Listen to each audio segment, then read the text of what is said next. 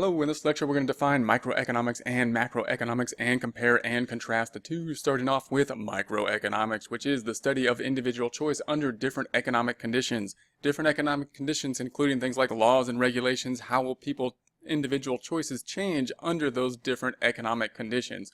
We're going to include in microeconomics groups. How will markets change within different economic conditions, as well as firms and industries? How will firms and industries change? So you can see that although the term is micro, we do have some pretty large areas that fall under the micro area, but the concept is the same in that we're seeing how they're going to react to different laws and policies that are in place, the environment in terms of regulatory environment, how is that going to affect the decision making on the micro side based on groups of people, individual choice, and then groups of individuals. So for example, if we increase taxes, if we decrease taxes, what's going to be the effect on individuals? How are groups of people going to change choices? How are those groups of people in terms of company going to change choices? Same with regulations, if we increase or decrease regulations.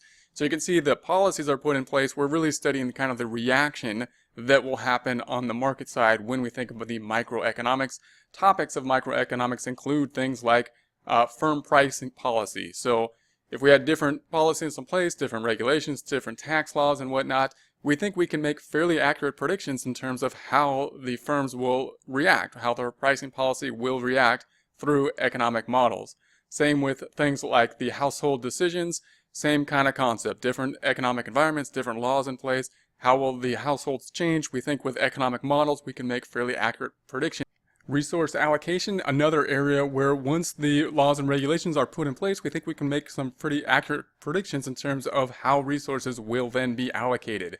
Moving to the macroeconomic side, we're really talking about the big picture here. So we're really talking about topics that include policy making on the big picture. That policy making then will have an effect on the microeconomic side. So although on the microeconomic side we're talking about some pretty fairly big things, even though we're on the micro side being firms and often industries, those firms and industries are reacting to how the market is set up. The rules of the market often having to do with the policies being included in macroeconomics. So macroeconomics is often tied to political decisions and policies. So macroeconomic topics are going to include things like time value of money. How should we value the currency? And the general thought is that how will people on the microeconomic side react to changes in the value of the currency? Usually the idea being that a steady currency with steady value is the best because the microeconomic markets will react best to that. So the question is, how do we limit things like inflation from the macro side? What policies can be in place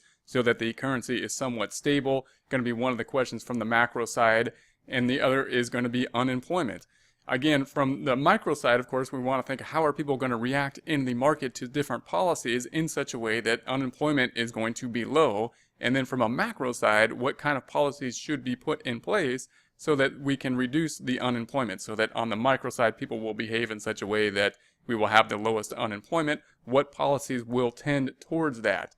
We also have the idea of gross domestic product, GDP. It's kind of like an income statement. It's how we're doing from year to year. How much stuff are we making? A measure of how much stuff we're making. We're trying to decide how much is being made, and we want to increase production. Of course, we want to have more stuff and therefore be able to consume more stuff. So the idea being from a macro side, what types of policies would be put in place? So from a micro side, people will then react to those policies in terms of behavior in order to act in such a way to grow GDP. So what policies from a macro side would lead to growth in gross domestic product?